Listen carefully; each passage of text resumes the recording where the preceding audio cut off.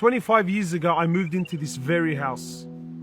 Unknown to me at the time, I would come to meet one of the greatest men in my life. Someone who would come to mold and shape me to who I am today. That man was my neighbor, Mustafa Dadun, who sadly passed away 3 weeks ago.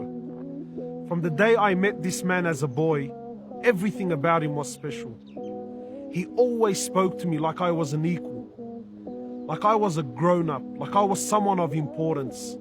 He always led me to believe that I would grow one day to be something special, that I was no ordinary boy.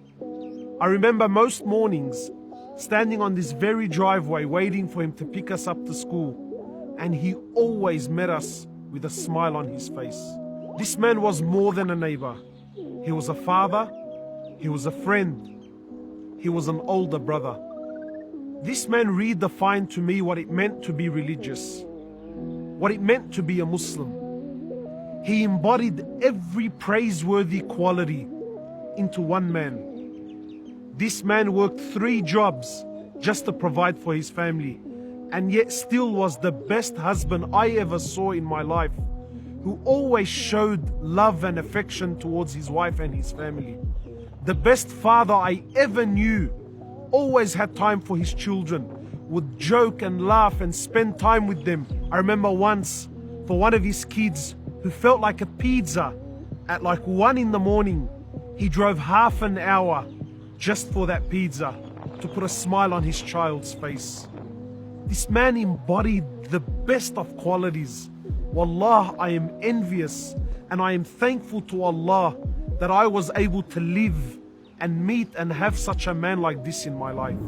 Towards the end of his life, even when he was in the hospital, still smiled, still managed to put a smile on everyone else's face, never complained about his illness, always in prayer, always thanking Allah subhanahu wa ta'ala. I remember the day before he died, I was able to visit him and he had lost his ability to speech. And I came to him and I stood in front of him and I said, "Do you know who I am?" And he nodded. I said to him, "Are you making dua for me?" He smiled and he nodded. I said, "Are you making shahada?" And he raised his finger like this. I said, "Are you sure you're making it?" He raised it again like this. Even a day before he died, he managed to make that moment so special. And I thank Allah that Allah allowed me to shake his hand and kiss it and look him in the eyes while he was in the hospital and tell him, "Thank you for everything you ever did for me.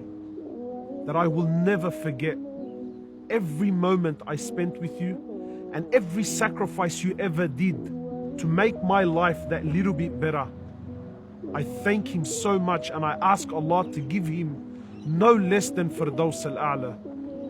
My brothers and sisters, every single one of us plays a role in this life.